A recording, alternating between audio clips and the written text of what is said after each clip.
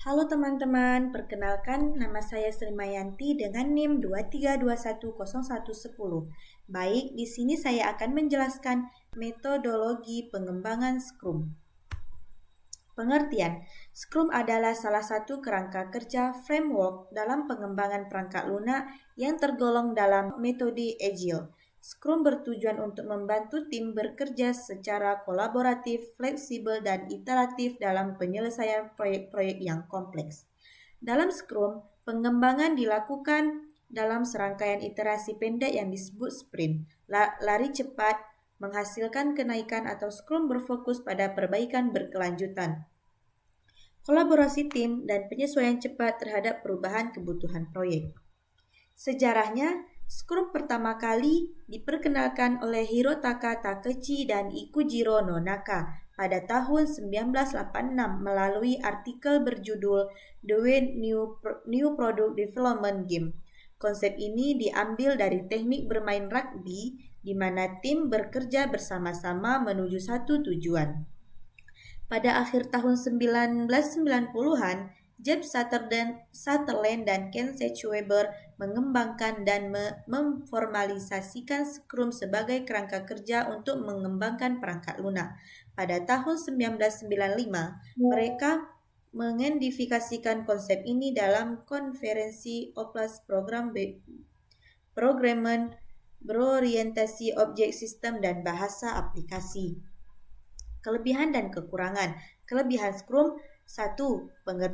Pengerjaan proyek yang lebih efisien dan efektif karena meningkatkan visibilitas kemajuan dari sebuah pengerjaan proyek. Anggota tim dapat bekerja sama sebagai satu kesatuan untuk mencapai tujuan bersama dengan lebih efektif dan efisien. Tahapan yang cukup sederhana dan mendukung seluruh kebutuhan pemangku kepentingan proyek, dalam artian pemilik produk dan tim pengembangan. 4. Scrum dapat bekerja dengan berbagai teknologi dan bahasa pemrograman. Namun dalam pengembangan proyek ini sangat berguna terutama dalam pengembangan proyek web 2.0 ataupun media pengembangan proyek baru lainnya. Kekurangan Scrum. Di mana ada kelebihan, pasti ada selalu kekurangan. Berikut saya akan membahas kekurangan-kekurangan yang terdapat dalam Scrum. Pertama, Scrum menjadi salah satu penyebab utama terjadinya scope creep.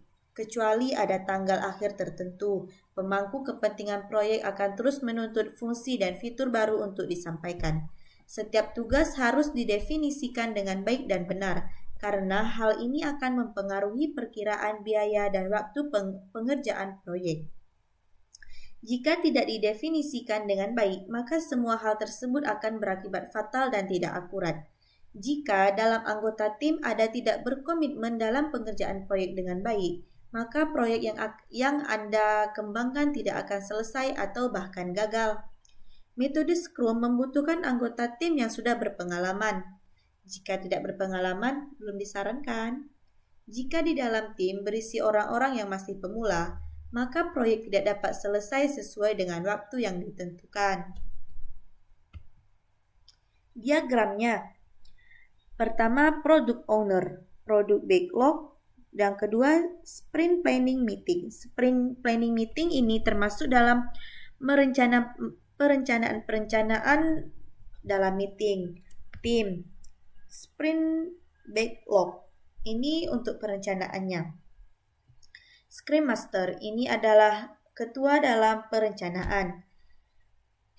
24 hours itu adalah perkiraan dalam perencanaannya. Sprint 1-4 weeks.